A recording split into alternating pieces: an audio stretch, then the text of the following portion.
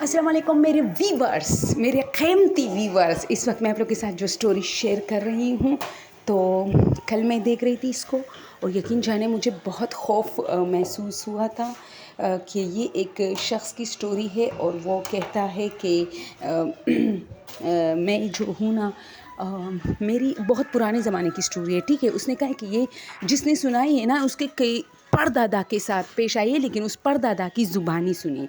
अच्छा, ये एक 18-16 साल का लड़का है और ये जो है जॉब के लिए गांव से एक मतलब गांव ही था, लेकिन जहाँ ये जॉब के लिए जाता था तो उसके बीच में एक सुनसान गांव पड़ता था और उसकी आबादी फिर यानी एक सुनसान एरिया 1 घंटे का था, उसके बाद आबादी शुरू होती थी जहाँ इनका घर था। और बीच में नदियाँ और झाड़ियाँ और पता नहीं क्या क्या, वो कहता है कि बहुत सुनसान था। तो बहुत रियल थी, क्योंकि मुझे तो इतनी रियल लगी है ना, वो कह भी रहा था रियल। और अब आप लोग सुन लीजिए, आपको ख़ुद पता चलेगा, मेरे साथ एंड तक रहिए कि कितनी मतलब रियलिटी थी। ये 1917 में पेश आई थी दोस्तों, 1917 में, यानी सोचे कब। तो 1917 में ये पेश आई थी ये स्टोरी। और वो कहता है कि मैं रोज़ जाता था अपनी ड्यूटी पर, तो रात के 6 बजे से वहाँ मेरी छुट्टी हो जाती थी। और आते आते जब मैं उसी गांव में पहुँच जाता था तो जाहिर सी बात है भाई, इतना मतलब लोग पैदल जाते थे और साइकिल, वो कहते हैं कि यह इन दिनों में साइकिल की बहुत सवारी होती थी। जिनके पास साइकिल होता था वो बहुत मतलब साइकिल का इस्तेमाल ऐसा होता है जैसे किसी के पास बाइक हो या गाड़ी हो, इस तरह। तो वो कहता है कि मैं साइकिल पे मेरा जो दोस्त था उसके पास साइकिल था, जबकि मेरे पास नहीं था।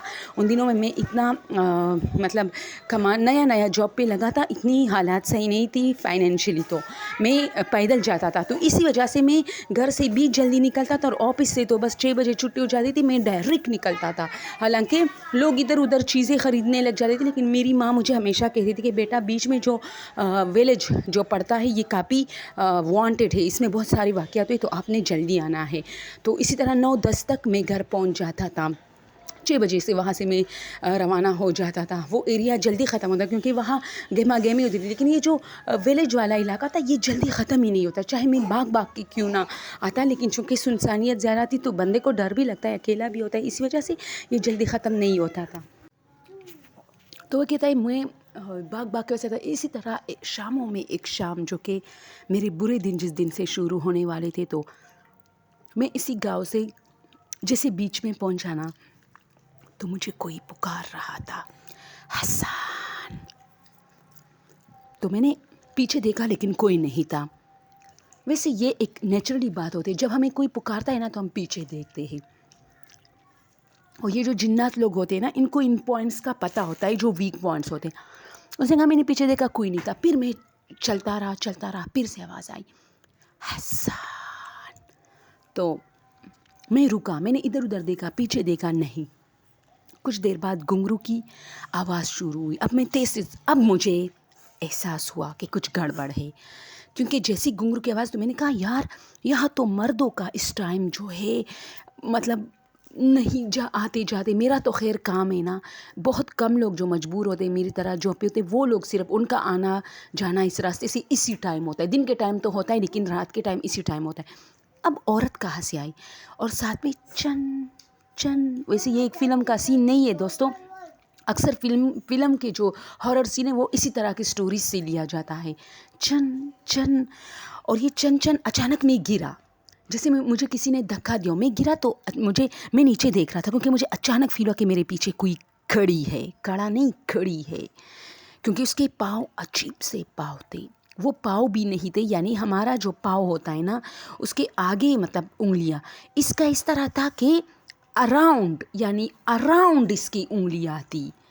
यानी मैं कैसे समझाऊं कि बीच में जैसे कि वो होती है ना, जैसे दरख्त का जो नीचे जो जड़ वाला हिस्सा होता है, तो वो जो दड़ होती है दरख्त की, उसके फिर इर्द गिर्द जैसे उसके जो होते हैं क्या झाड़ी, जिसे हम कहते हैं ना, वो जड़ जैसी जड़ें होती है, जड़ें उनसे निकली होती है ज़मीन में, उसी तरह उसके अराउंडली बहुत सारे उंगलियां निकली थी। तो मैं तो डर गया, और ये औरत की मतलब मुझे लग रही थी पाँव।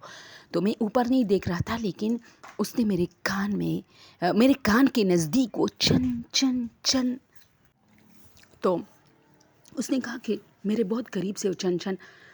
پھر مجھے پتہ نہیں چلا کہ کیا ہوا، اور ہاں ساتھ میں لڑکی کے ہنسنے کی آواز تھی،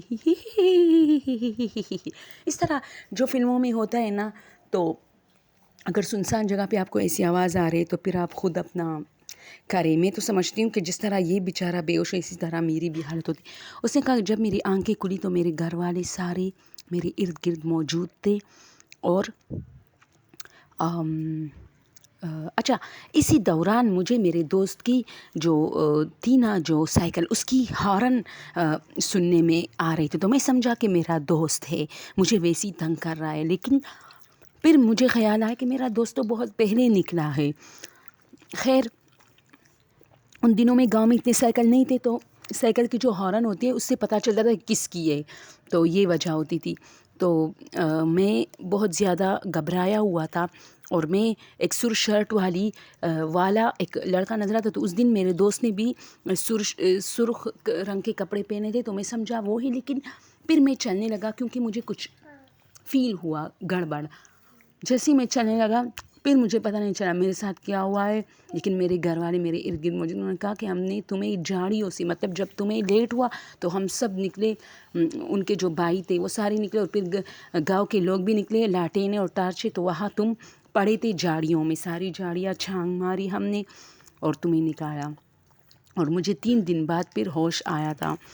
تو یہ ایک ریئل واقعہ تھا دوستو.